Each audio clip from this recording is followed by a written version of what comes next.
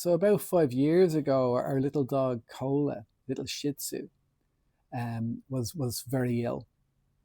She was old and she'd lost both of her eyes, and she was in constant pain. And it got to the stage where every night she would just cry all night. She was in so much pain. And we brought her to the vet multiple times, but there was nothing they could do. And so we knew, that it was time for her she needed to be put to sleep. But unfortunately, here in Thailand, they're very reluctant to do that. They don't want to take on the bad karma. And for a while, it looked like I might have to do it myself. In fact, that's what people were advising, that they'd give me the drugs and I could do it. But that idea absolutely terrified me.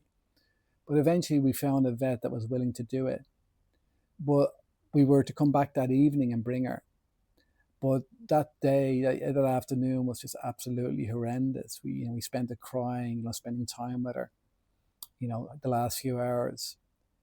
And I was there while she was put to sleep, and I felt like I was having a heart attack, absolutely breaking inside. But at the same time, there was this incredible peace because there was no part of me wanting to escape the situation.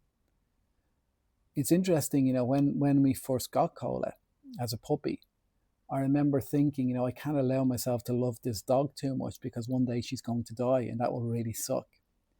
But I did allow myself to love her, and I'm so glad I did.